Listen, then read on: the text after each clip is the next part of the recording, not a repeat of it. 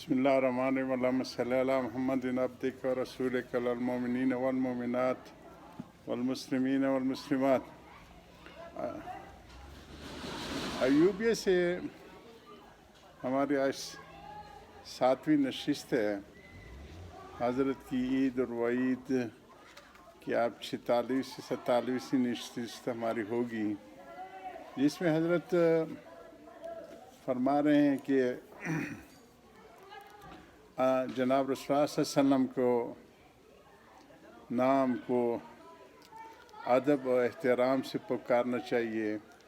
बाज़ लोग जो या मोहम्मद या बाज़ लोग जो है मोहम्मद मोहम्मद इस तरह से जो पुकारते रहते हैं, वो नहीं होना चाहिए। ऐसी आजकल हमारे तबकों में एक और बिदअत निकली है कि खतूत वग़ैरह में खतूत वग़ैरह के शुरू में या मददुल्लाह या हुवा रशीद या हुवा कासिम या हुवा मुअती या बिफ़ज़्ल रहमान लिखते हैं। फज़ल रहमान गंज मुरादाबाद ये हमारे बुज़ुर्गों में से थे, उसको इन तरफ इशारा है। साहब मुझे इसमें से बुए शिरक आती है, खुदा के वास्ते इस तर्स को छोड़ दो, ये मुकदमा शिरक है। और एक दूसरी बिदअत जो इससे कम दर्जे की है वो ये निकली कि अपने नाम के साथ इमदादी, कासमी, हक्कानी, अशरफ़ी लिखते हैं। इस अहकर की तरफ निस्बत करके अपने को अशरफ़ी लिखते हैं, चाहे वाक़ई में कोड़ी भी न हूँ। हज़रत तवाज़ु से अपने को कोड़ी कह रहे हैं, जो बहुत छोटी करेंसी होती थी उस वक़्त। अशरफ़ी सोने का एक सिक्का होता था। ये भी लग़ो हरकत है।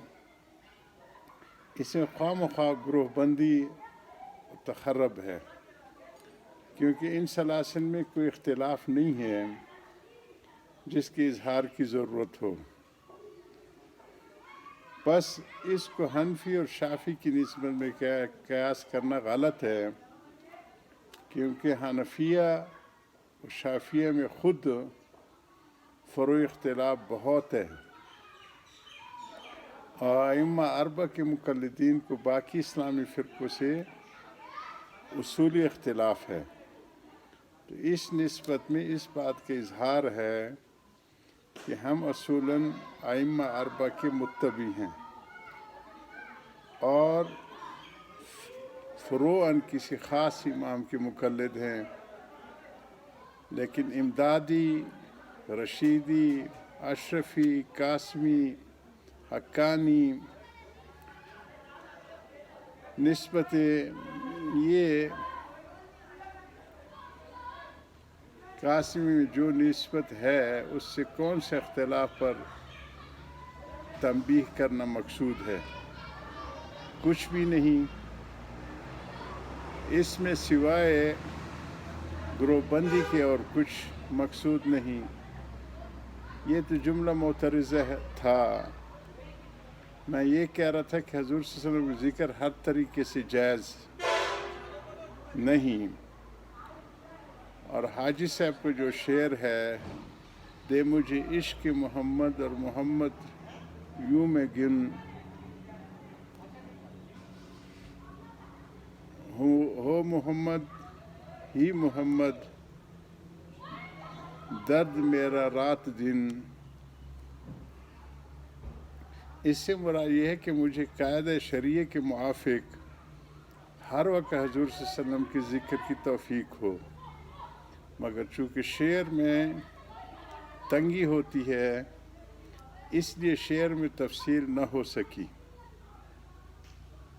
क्योंकि वहाँ फिर वज़न की रियायत भी होती है। इसलिए मौलाना एक मकाम पर इस तंगी की शिकायत करते हैं।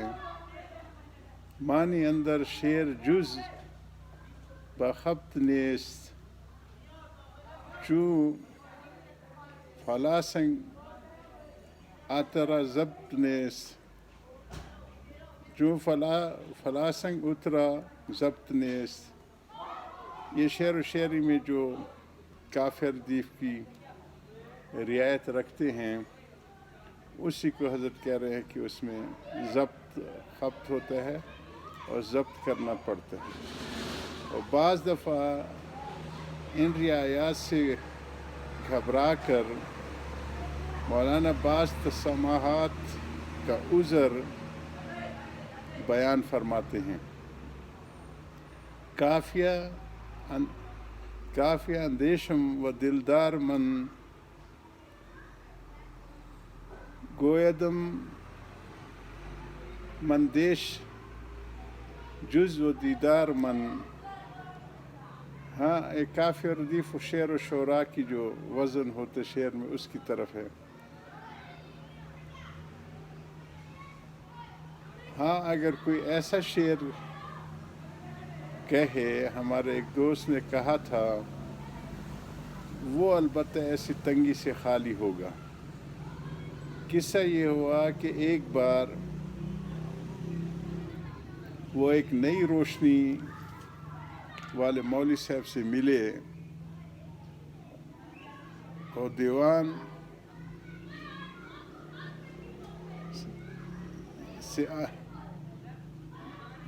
سے آنے کا نسخہ ان کو پیش کیا.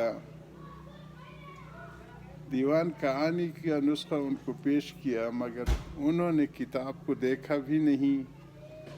نہایت لاپرواہی اور تکبر کے لہجے میں کہا کہ کیا یہ آپ کی تصنیف ہے؟ یہ نیچری اکثر متکبر ہوتے ہیں، جو جدید خیال کے لوگ جو ہوتے ہیں، فلسفی جو ہوتے ہیں. تو ان صاحب کو غصہ آ گیا. انہوں نے بھی تمسخر سے کہہ دیا کہ جی ہاں میری ہی تصنیف ہے. کہنے لگے کیا آپ شاعر ہیں؟ کہا جی ہاں. کہا کیا آپ بھی فی البدیع کوئی شعر کہہ سکتے ہیں؟ کہا ہاں. انہوں نے کہا کوئی سنائیے، کوئی شعر سنائیے. تو آپ فرماتے ہیں گر مصور تیری تصویر نیچے، تو اس کے کام کے لیے 2.25 مہینے چاہیے. کہا یہ کیا شعر ہے جس میں نہ وزن، نہ بحر، نہ قافیہ، نہ ردیف، یہ شعراء کی اصولی چیزیں. کہا جناب میں پہلے وزن اور بحر کی رعایت کیا کرتا تھا، پھر میں نے آپ کے ایک مضمون دیکھا جس میں آپ نے لکھا تھا کہ پرانی رسوم کا اتباع لغو ہے.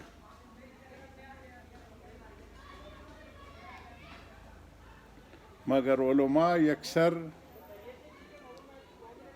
علماء لکیر کے فقیر بنے ہوئے ہیں. ہمیں چاہیے کہ ان رسوم کو ترک کر کے جس طریق میں راحت معلوم ہو اس کو اختیار کریں. میں نے آپ کی اسی رائے پر عمل کیا اور سوچا کہ شعر میں وزن اور بحر اور قافیے کی رعایت بھی پرانی رسم ہے اور اس سے کلام میں تنگی بھی ہوتی ہے، تو اس کو بھی ترک کر دینا چاہیے. آپ نے تو رسوم دینیہ کی ترک کا مشورہ دیا تھا. جو رسوم شاعریہ سے بدرجہ اہم ہے، جب ان کا ترک آپ کے نزدیک مذموم نہیں، تو رسوم شعر کا ترک بدرجہ اولا مذموم نہ ہونا چاہیے. آخر دعوانا الحمدللہ رب العالمین.